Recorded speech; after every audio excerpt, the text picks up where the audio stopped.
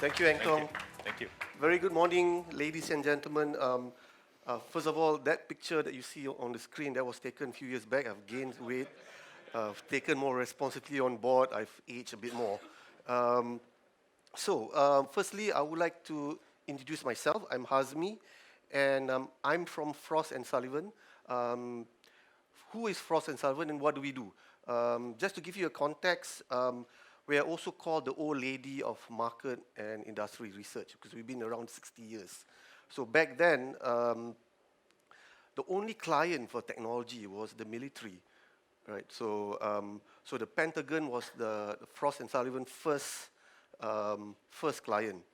So I'm here to talk about future of mobility, but I just want to kind of start off the session by saying what is the main or the top concern of CEOs around the world? So Frost, normally for the last, 10, 15 years, we've done this global CEO surveys. And the first 10 years of our surveys, the top concern that keeps CEO awake at night is competitors and markets. So that's the thing that keeps them focused, awake, alive in their day-to-day. But now, moving forward, the last 2-3 years, our survey has shown that the biggest concern of a CEO is the pace of change. The velocity of change is the biggest concern. I think everyone here in the front row, myself included, we worry because no organization is spared that velocity of change. So I think that is one of the things that is driving every industry. So if you are talking about mobility, again, the pace of change happening in mobility is also quite frightening. So I just want to start off by, I was in Starbucks, so I kind of scribbled this thing down. Top 5 current mobility trends today, because we are here to talk about the future, but let's start with today. So cars are designed around the cities, and no longer cities are designed around cars, right? Today, if you look at cars, they are no longer designed for highway travel. So the latest cars today, when they are mostly fuel efficient if they are in town. So I drive a hybrid, for example. Whenever I go to my office in Iskandar, I find that I spend more fuel than a normal combustion engine car. So the modern cars today are really designed for city use. Second, OEM means in the automotive sense, it means vehicle manufacturers. So vehicle manufacturers realize that they're no longer in the business of manufacturing and selling cars. I think in our communication, our work with the likes of Ford, BMW in the past, we realized that they are now looking at providing mobility.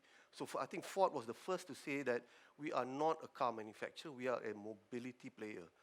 And in this IoT era, cars are the third most connected device after smartphone and this little tablet that I have here. And if you look at the car ownership and mileage of the developed world, it has dropped down significantly. What does it mean? It means that the total volume of cars in these key markets are dropping. North America, Europe, ownership are declining. Fifth, there will be an emergence, there is already, of a sub-A segment vehicle or micro-mobility vehicle and solutions. In Mont Kiara, where our office is, there were a bunch of e-scooters being placed everywhere in Mont Kiara.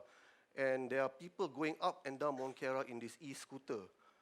So you can see that they're really putting tests. These are like market sandbox tests of this micro-mobility. So you can imagine Mont Kiara doesn't have a LRT passing by it. But so they wanted to see whether how would people use and adopt this kind of e-scooters. In California, for example, they actually put it everywhere. And in Mont Kiara, you still have to actually pay a nominal fee to use it. But in California, it was free, right? So you can see things are already happening in that sense. Commodification will lead to consolidation in the mobility industry, right? So I think one thing to note is that consolidation is not a bad thing. Being consolidated is not a bad thing for any one of us moving forward. So these are the new business model of today and the future. So let me start with mega trends. in Frost and Sullivan, whenever we do any kind of future scenarios, we use megatrend as our framework. So first of all, what is megatrend? So megatrends are firstly global. They are not local, they are not regional, they are global trends that has a strong socio-economic impact. And it is transformative, I mean, it transforms lives. And it transforms government, businesses, culture, and personal, and people like you and I. So that's what megatrend is all about. So here we're talking, the megatrends that we see here are the ones that is making an impact to the whole mobility industry. So quite interesting enough, you have Generation Z here being one of the key megatrends that's influencing the mobility sector. Why? One good reason is that Generation Z, in the next 10 years, would account for 1/3 of the global population. In India and China, Generation Z will be 34% of the population. It's 34% of the population today, but 10 years from now, they are the one that has the disposable income, right? So our scenario of the future is based on these individual megatrends. So I want to start with connected living, and I think today you can see in all this point, it's not something futuristic. It's happening today, and we are completely connected. And one of the things that I think is interesting is that in a connected world, if you're a mobility player, you have to integrate your whole offering into the space. Right, here we are talking about connected city, connected work, connected home. So connected mobility will have to play somewhere overlapping in these three little verticals we have here. So surprise, surprise, BMW have created a roadmap, I think it was 8 years ago, on having a connected living at its heart of its vision. Right? So they have already started this journey way back. And today you're looking at a community of networked BMW ownership. And it is something that in the last 5 years, from our work with the other OEMs or vehicle manufacturers, they have embraced this as well. So connectivity is at the heart of most of the car manufacturers' vision moving forward. And so these vehicle manufacturers has today more than 40 types of services that they have provided. And this is a kind of a macro perspective of the different kind of services. And by 2025, you'll see another 20 to 30 more services that will be add on to the connected car offering. And I think that is where many of us should be focusing moving forward in terms of our plan to tackle the future. So connected vehicle, being the third most connected device, will carry tons and tons of data. And I think just looking at this picture, if you're in Axiata, if you're Telecom Malaysia, where you're facing a lot of revenue pressures, data is probably your next evolution of service offering. And wouldn't we be surprised that maybe a Telecom Malaysia or an Axiata will be one of the key players in the mobility space? I wouldn't be surprised, for example, because data in its structured form, we are able to actually monetize that.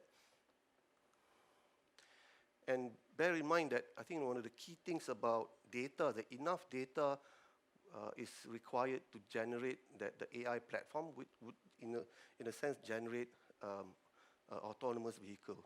So one of the things that, and this is just a debate kind of thing, we don't call it artificial intelligence, because I think artificial intelligence can be a little bit misleading. So we call it augmented intelligence. Why augmented? Because the word augmented means enhance.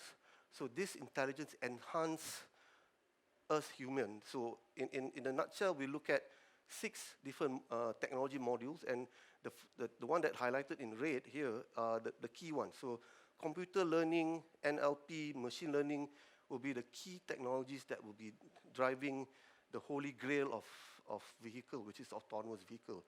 I mean, for one imagine that all of us, we are stuck in the car, and we've been having an autonomous vehicle, the car becomes an office. Imagine the productivity happening there. I think the rest of us can actually have that 3-day weekend versus a 2-day weekend that we have now. So a lot of downtimes happen when we are traveling. And when we speak to all the car manufacturers, autonomous vehicle is the holy grail which they are aiming at. So the three things that will drive this AI technology with the vision of being autonomous, computer vision, which means that they are able to understand images by the frames and predict and capture the data based on images. So even today, you have most cars, volume cars that has all this video that they have. I think it's only a matter of time before that is connected to a cloud, right? And that data is being used, being structured to analyze something else. And what does AI mean to vehicles? I think we kind of split into two. The first is, we call it as the guardian application, and the second, we call it the chauffeur application. It's just, consultants like to use fancy words to kind of enhance our intelligence ourselves, so we call it a guardian. But basically, this is semi-autonomous when it comes to guardian application, and you can see that many of these elements here are already available in today's cars. And we'll find that in not so distant future, you will have more and more fully automated or therefore autonomous cars. And the possibilities once cars are autonomous, it is mind-boggling, because today cars are built to avoid accidents, right? You have cars that is enforced so that it can withstand certain impact at certain speed.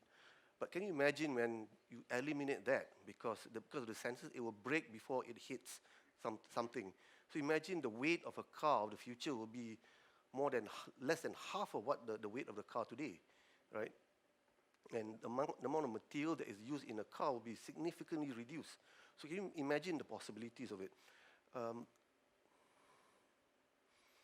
And here's a snapshot of the autonomous driving services. So it says that 65% of overall autonomous market in 2030 will be based on the services around it, right? So if you are looking at which value chain you want to play in, you're probably looking at providing services as one of the core revenue drivers in your business model. So today you have mobility services, you have vehicle services, and when the autonomous business model kicks in, you even have peripheral services. You have logistics services, all built around the autonomous vehicle.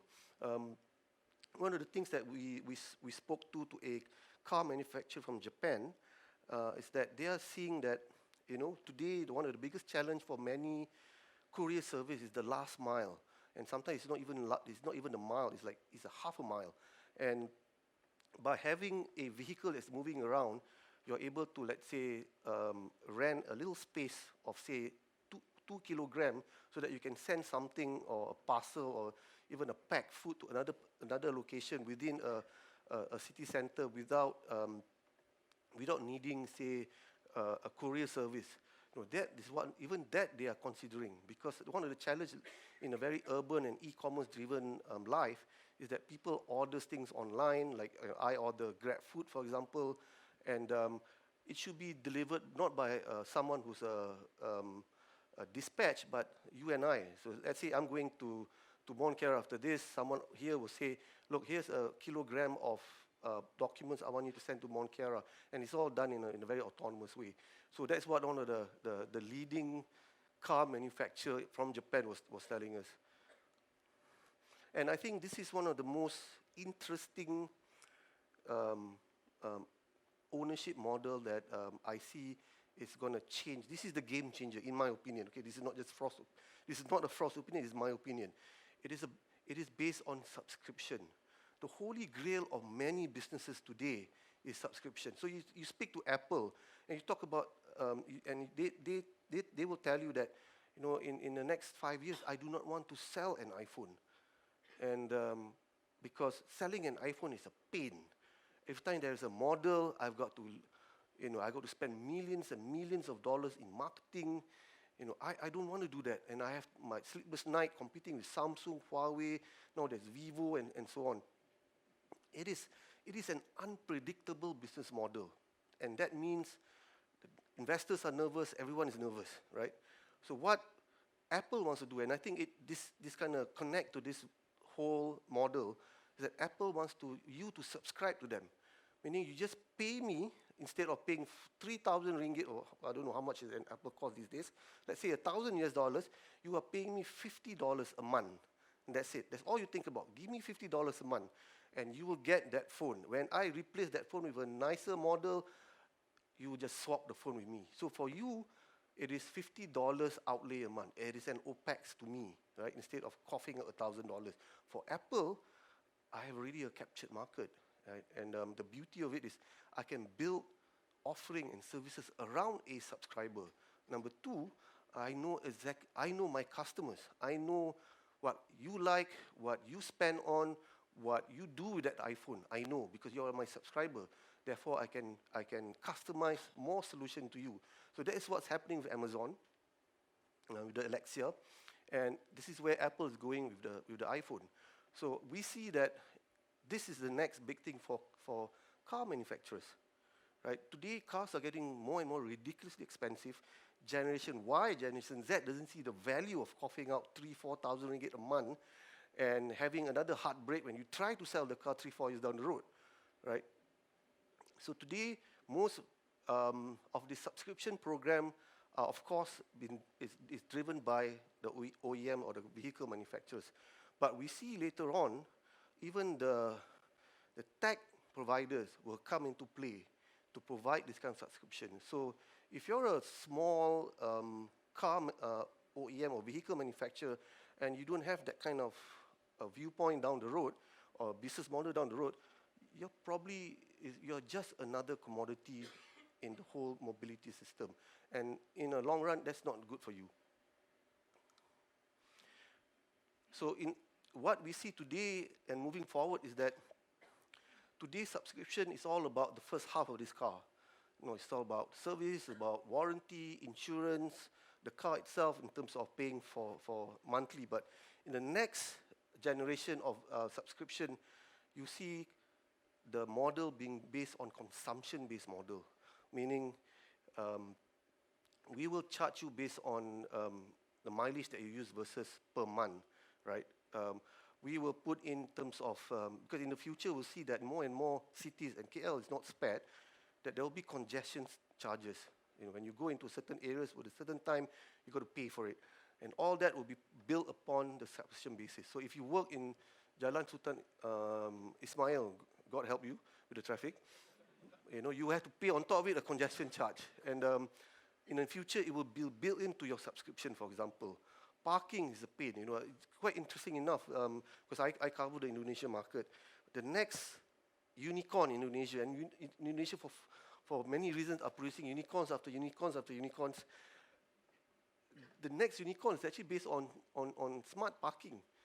So can you imagine in Jakarta the problem of parking, that someone that comes up with a solution for parking is becoming a unicorn, $1 billion company in Indonesia. There you go. So all this will become an integral part of a vehicle subscription moving forward. And here we go. So it's not a Frost fantasy, but Lynx & Co., which is a Geely and Volvo company, have launched Lynx & Co. And this is a car that you can subscribe to, right? I think it is also a EV car. And there is a model where to reduce the cost of ownership, it can also be a shared car. So there you go. It's not even in a distant future. It is already today. So when we look at future consumers, as I mentioned, Generation Z in the next 10 years are the ones that you are targeting in terms of consumers.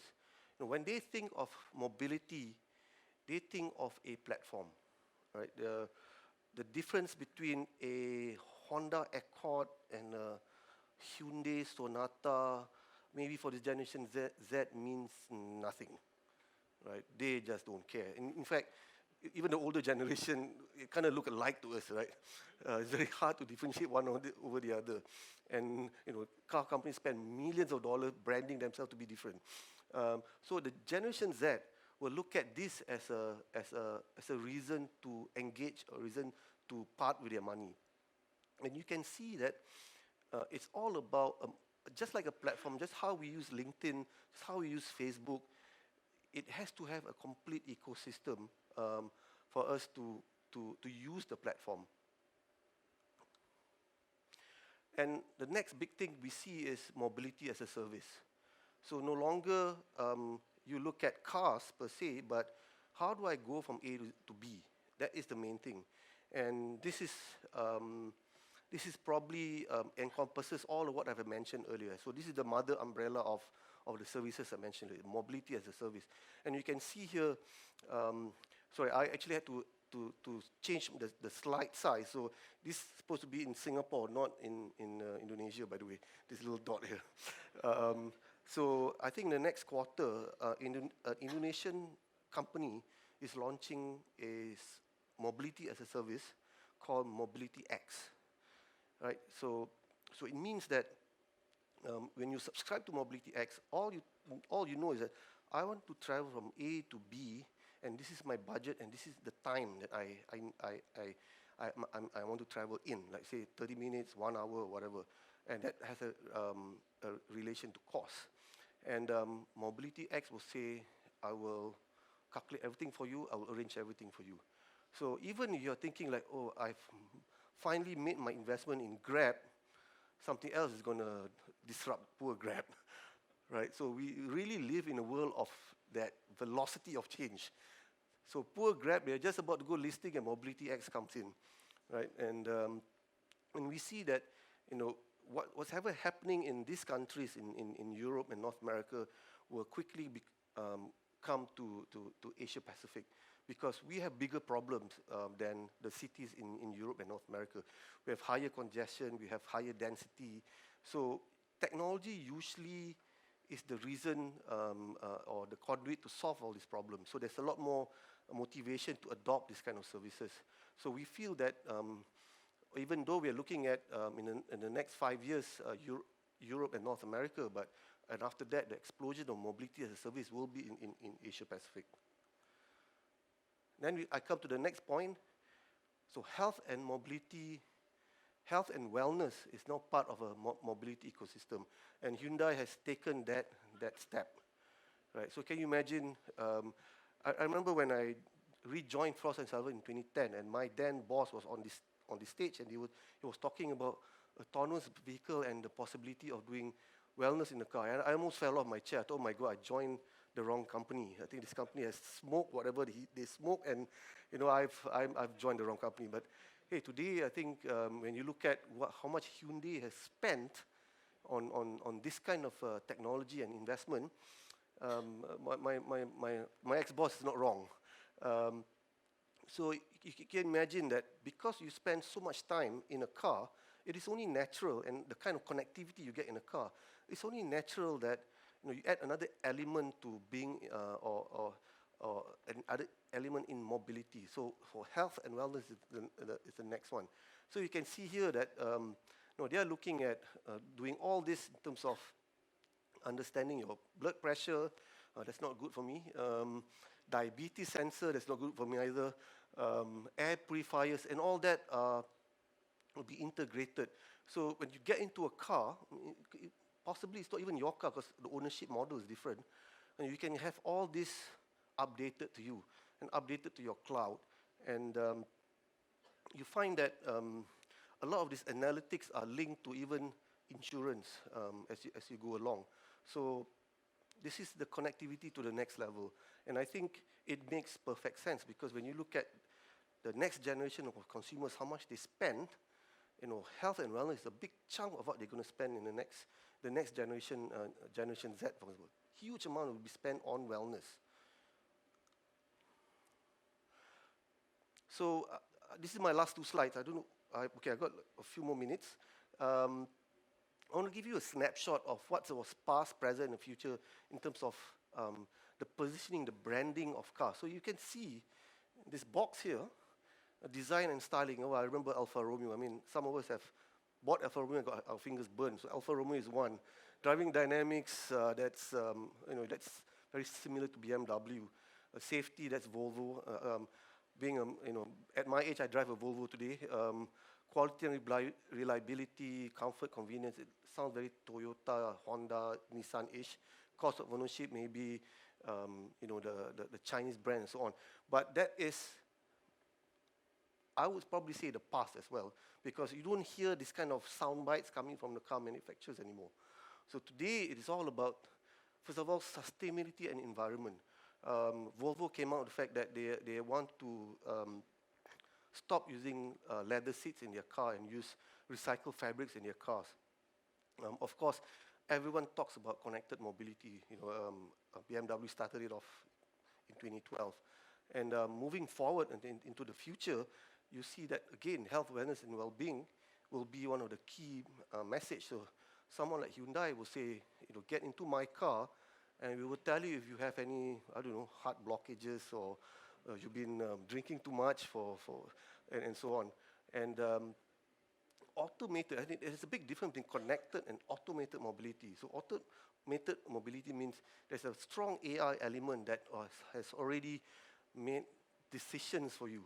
So if your blood sugar level is high, automated mobility will ban you from ordering that Coke whenever you go to a restaurant or you order from Tesco or whatever. So all this will become ubiquitous. Okay, I got 2 more minutes and come to my last slide. So the 4 future scenarios of mobility. So 2018 to 2025, we have seen this multi-modality of mobility, right? In that little e-scooter that addresses, I wouldn't say the last mile, I would say even lesser than the last mile.